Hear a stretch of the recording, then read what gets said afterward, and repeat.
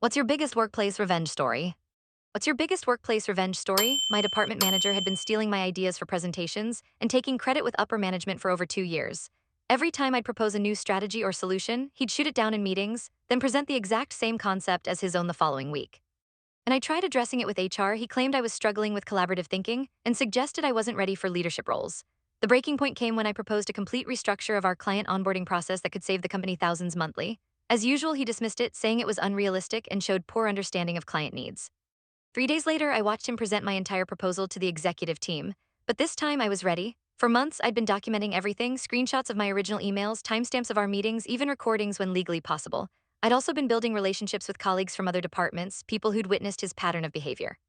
Instead of confronting him directly, I started volunteering for cross departmental projects. I presented my ideas in larger meetings where multiple managers could witness my thinking process. My manager grew increasingly suspicious as I stopped bringing ideas to our private meetings, but I'd learned to document everything through official channels.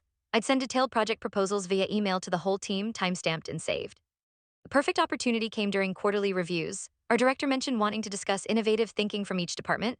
My manager immediately began describing his client onboarding proposal, explaining how he developed it over several months. That's when I spoke up. I'd love to add some detail to that since I created the original framework.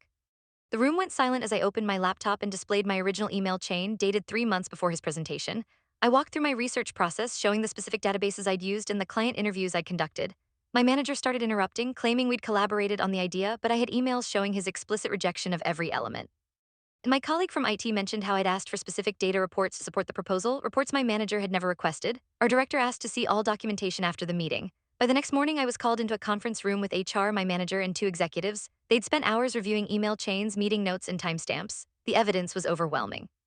Not only had he stolen my current proposal, but the investigation revealed a pattern going back 3 years. Other team members had finally felt safe to speak up. My manager was terminated that afternoon. The following week, I was offered his position along with a salary increase that reflected the value my innovations had brought to the company. I also implemented a new system for tracking and crediting individual contributions to prevent future issues. The most satisfying part: my original onboarding proposal was implemented company-wide and is now used as a training example for new managers. Last month, I heard my former manager was working temp jobs and struggling to find permanent placement. Apparently, word travels fast in our industry. Meanwhile, I'm being considered for a director position and just won our company's innovation award. Sometimes the best revenge is simply letting your real work speak for itself.